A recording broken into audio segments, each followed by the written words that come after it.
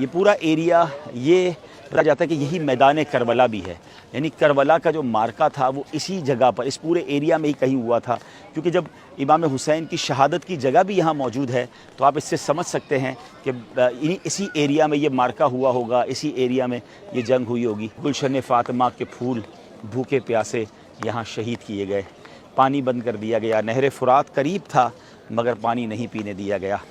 مگر ایک پرسنالٹی کا میں ذکر کرنا چاہوں گا، حضرت حر رضی اللہ تعالیٰ عنہ۔ اچھا، آپ کی شان یہ ہے کہ دیکھا جائے تو آپ وہی تھے جنہوں نے امام حسین کو کربلا کے اس میدان میں انٹرسیپٹ کیا تھا۔ آپ تو کوفہ جا رہے تھے نا، یہ ایکچولی یہ کوئی آبادی نہیں تھی، یہ پورا ایک ریگستان تھا، دریا کا کنارہ تھا، اور امام حسین کو یہاں روک لیا گیا کوفہ جانے سے۔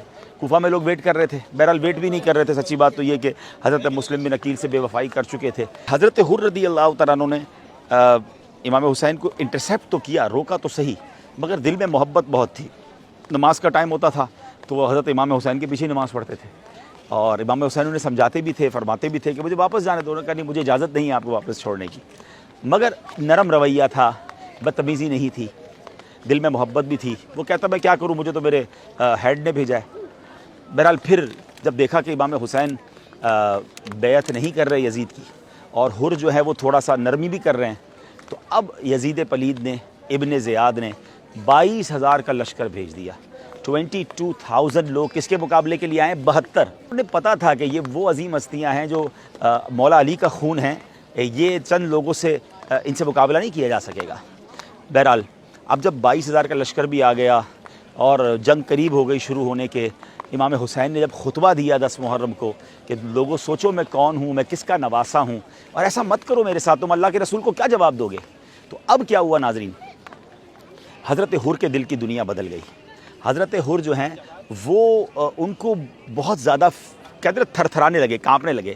تو حضرت حر کے جو ساتھی تھے نا، وہ آپ کو پتہ کیا کہتے ہیں؟ اے حر، تم تو بڑے جوان مرد ہو، تم نے بڑے بڑے مارکے لڑے، یہ تمہیں کیا ہو گیا، کیوں ڈر رہے ہو؟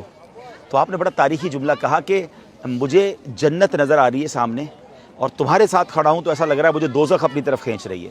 مجھے ادھر مال ہے، ادھر شہرت ہے، ادھر اقتدار ہے، مگر سامنے مجھے امام حسین کے پاس جنت نظر آ رہی ہے۔ اور امام حسین نے اعلان بھی کچھ ایسا کیا تھا کہ ہے کوئی خاندان نبوت پر اپنی جان قربان کر دے۔ حضرت حر کے ساتھیوں نے روکنے کی کوشش کی، مگر حضرت حر نے فیصلہ کیا، اور وہ تاریخی فیصلہ کیا۔ ناظرین اس مومنٹ کو یاد کیجئے گا، میں کچھ آپ سے بات کرنا چاہتا ہوں۔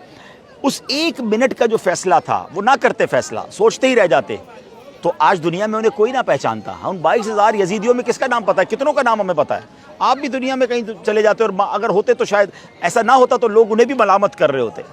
مگر حضرت حر کے دل نے فیصلہ کیا کہ نہیں، یہ دس از دا ٹائم آف ڈیسیشن۔ انہوں نے ڈیسیشن لیا اور گھوڑا دوڑایا، یزیدی لشکر سے نکلے اور حسینی لشکر میں آ گئے، اور امام حسین کے قدموں میں جا کر کہا کہ حضور پہلے تو مجھے معاف کیجیے، میں ہی وہ ہوں جس نے آپ کو روکا تھا، میں ہی وہ ہوں جس نے آپ کو تکلیف پہنچائی، مگر حضور اب کیا مجھے معافی مل سکتی ہے؟ امام حسین تو خاندان نبوت کے چشم و چراغ ہیں نا، نبی پاک کے نواسے ہیں، آپ نے فرمایا تمہیں معافی ہے۔ اب انہوں نے کہا حضور اجازت دیں، میں اب آپ کی طرف سے لڑوں گا۔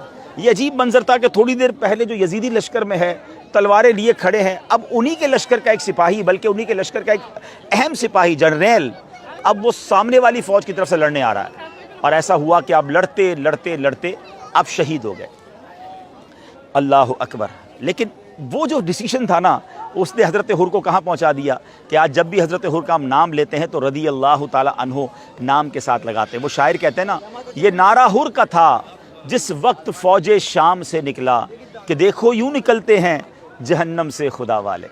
اچھا، واقعہ آپ نے کئی بار سنا ہوگا، مگر اسی کربلا کے میدان سے میں اس سے ایک میسج دینا چاہتا ہوں۔ ہم میں سے بہت سارے ایسے ہوں گے جو حرام کما رہے ہوں گے، مجھے سننے والوں میں سے ہو سکتا ہے ایسے بہت سارے ہوں گے جو غلط کام کر رہے ہوں گے، کوئی شراب پینے والا، کوئی بدکاری کرنے والا، کوئی حرام زندگی گزارنے والا۔ اچھا، اسے پتہ بھی ہوتا ہے میں غلط کر رہا ہوں، اچھا سوچتا بھی رہتا ہے نہیں یار، جھوٹ نہیں بولنا چاہیے، حرام نہیں کمانا چاہیے، سود کا کام نہیں کرنا چاہیے، شراب نہیں پینا چاہیے، غلط صحبتیں نہیں اپنانی چاہیے، غلط کام نہیں کرنا چاہیے، مگر فیصلہ نہیں کر رہا ہوتا، سوچ رہا ہوتا ہے ہاں ابھی چھوڑ دوں گا، رمضان میں چھوڑ دوں گا، کچھ عرصے بعد چھوڑ دوں گا۔ لیکن اسی کچھ عرصے بعد میں کرتے کرتے کئی لوگ دنیا سے چلے گئے۔ حضرت حر کا یہ واقعہ مجھے اور آپ کو جھنجھوڑ رہا ہے کہ دیر نہ کیجیے، ہمت کیجیے، نکلیے یزیدی کاموں سے۔ ہاں یزیدی کام ہی تو ہیں، یزید کے لشکر والے کیا کرتے تھے؟ شراب پیتے تھے، ناچ گانے، ڈھول تماشے، بے حیائیاں، بدکاریاں۔ نکلیے یزیدی کاموں سے، آئیے حسینی قافلے کی طرف فیصلہ کرنا ہوگا، حرام روزی چھوڑنی ہوگی، برے کام چھوڑنے ہوں گے۔ یہ 1 منٹ کا ڈیسیشن جو ہے نا آپ کو یزیدی کاموں سے نکال کر امام حسین کے قدموں میں لے آئے گا۔ کربلا کے میدان سے دیا ہوا یہ میسج امام حسین اور حضرت عباس کے دونوں مزارات کے درمیان میں کھڑے ہو کر جو میں پیغام دے رہا ہوں، اللہ کرے یہ دل میں اتر جائے میری بات، اللہ کرے کہ ہمیں ان کی باتوں سے ہمیں یہ فیضان مل جائے، ان فضاؤں سے بھی یہ فیضان مل جائے کہ ہم سب اب امام حسین کا روضہ ہمارے سامنے ہے۔ تو پیغام قبول کیجئے، زندگی میں تبدیلی لائیے، آئیے حسینی کاموں کی طرف۔ حسینی کام کیا ہے؟ نماز پڑھنا۔ کربلا کے میدان میں بھی تو نماز پڑھی تھی نا۔ اچھا یہاں بیبیاں بھی تھیں، خاندان نبوت کی خواتین تھیں، گھر کے نوجوانوں کی لاشیں پڑی ہیں مگر پردہ نہیں چھوڑا۔ تو میری بہنیں بھی کربلا کے میدان سے پیغام لے کے اب پردہ کریں گی۔ حسینی کام کیا ہے؟ نمازیں ہیں، دعائیں ہیں، سجدے ہیں، صبر بھی تو ہے نا۔ ہم میں سے بہت سارے اس وقت وہ ہوں گے جو کسی تکلیف میں ہوں گے، کوئی بیمار ہوگا، کوئی قرضے میں ہوگا، کسی کی فیملی پرابلمز ہوں گے، مگر شکوے ہیں، شکایات ہیں، اللہ کی بارگاہ میں کمپلینز ہیں۔ یہ میدان بتا رہا ہے کہ زباں پر شکوے رنج و الم لایا نہیں کرتے، نبی کے نام لیوا غم سے گھبرایا نہیں کرتے۔ میرے پیر و مرشد فرماتے ہیں نا، پیارے مبلغ معمولی سی مشکل پہ تو گھبراتا ہے، دیکھ حسین نے دین کی خاطر سارا گھر قربان کیا۔